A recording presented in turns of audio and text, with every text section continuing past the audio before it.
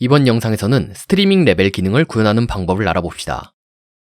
지난 영상 중에서 게임에서 다른 씬이나 레벨로 넘어갈 때 소모되는 로딩 시간을 보여주기 위해서 로딩 화면을 만드는 것을 보여드렸었습니다.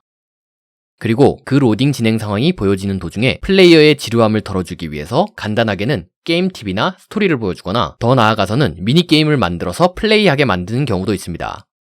하지만 이런 게임 내에서의 레벨이나 씬 로딩은 플레이어로 하여금 게임 플레이 흐름이 끊어져서 몰입감을 해치는 효과를 낳습니다.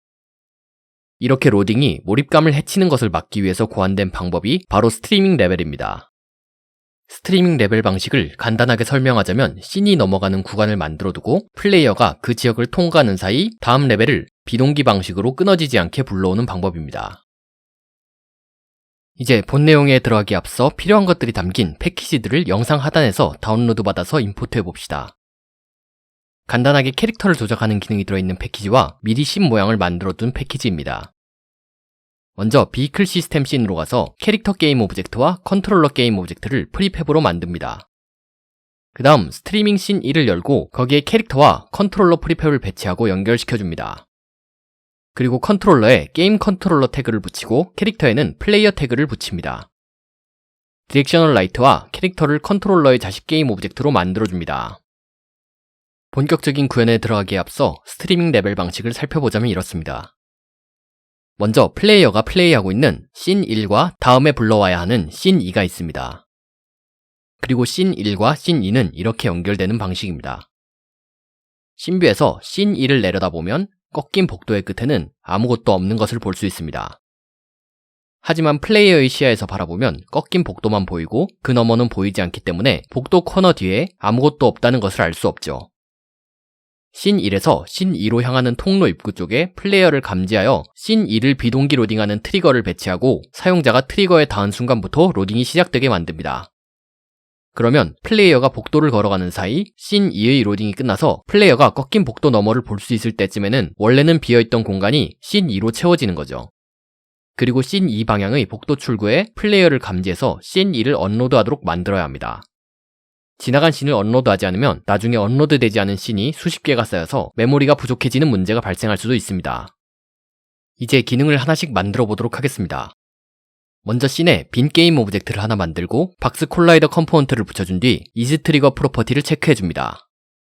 그 다음에는 콜라이더를 복도의 입구에 배치하고 툴 핸들 로테이션을 로컬로 변경한 뒤 트리거의 파란 화살표, 즉 정면이 복도 진행 방향을 가리키도록 회전시킵니다.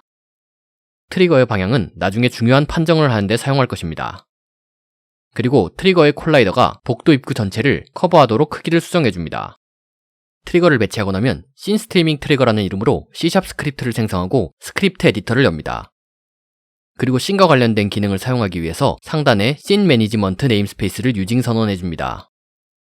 그 다음에는 스트링으로 다음에 불러올 씬 이름을 가지고 있을 스트림 타겟 씬 변수를 선언하고 씬을 불러오는 기능을 처리할 스트리밍 타겟 씬 코르틴과 온 트리거 익시트 콜백 함수를 만듭니다.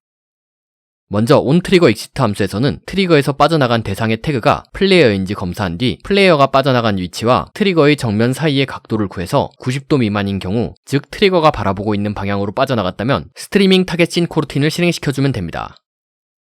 스트리밍 타겟 씬 코르틴 함수에서는 씬을 불러오는 과정을 처리하게 만들어야 합니다. 그 전에 불러올 씬 이름으로 씬을 가져와서 불러오고자 하는 씬이 이미 로딩된 상태가 아닌지 확인합니다. 이 과정이 빠지면 트리거에 캐릭터를 반복해서 접촉시켰을 때 같은 씬이 계속해서 로딩될 겁니다. 그 다음에는 로드 씬 어싱크 함수를 이용해서 비동기 방식으로 씬을 불러오게 합니다.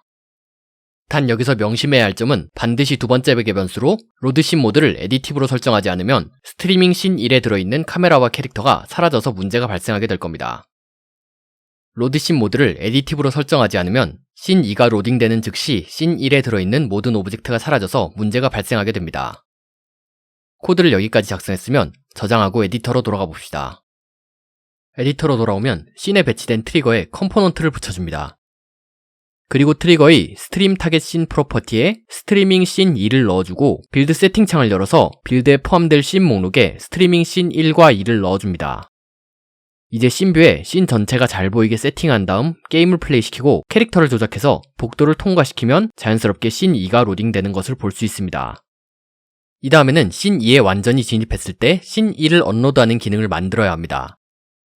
먼저 기능이 검증된 씬 스트리밍 트리거 게임 오브젝트를 프리팹으로 만들고 스트리밍 씬 2를 엽니다. 그리고 방금 프리팹으로 만든 씬 스트리밍 트리거를 배치하고 트리거의 정면을 씬 1로 넘어가는 방향으로 맞춰줍니다. 그 다음 트리거의 스트림 타겟 씬을 스트리밍 씬 1로 변경합니다.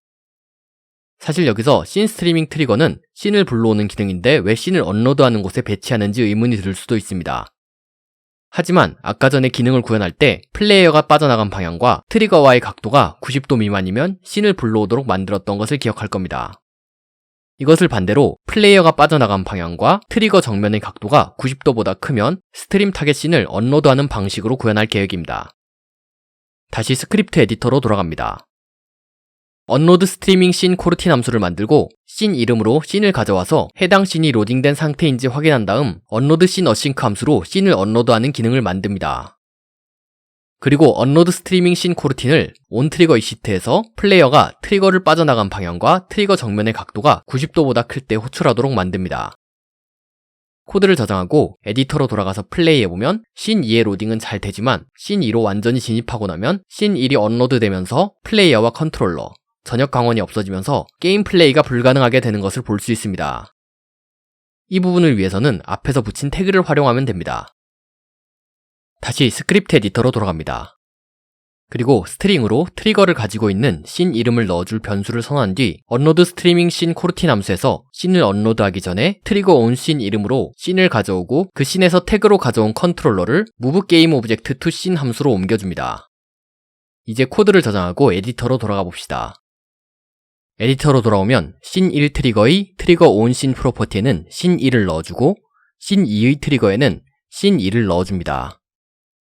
게임을 플레이시키고 캐릭터를 조작해서 씬 2로 완전히 넘어가면 씬 1이 사라지는 것을 볼 수 있습니다. 씬 2로 완전히 넘어가면 씬이 어두워지는 문제가 발생하는데 이것은 잠시 플레이를 중단시키고 씬 2를 연 다음 디렉셔널 라이트 하나를 배치하고 라이트 세팅 창을 열어서 제네레이트 라이팅 버튼을 눌러 라이트 맵을 만들고 디렉셔널 라이트를 지우면 됩니다. 다시 플레이해보면 씬이 어두워지지 않는 것을 볼 수 있습니다.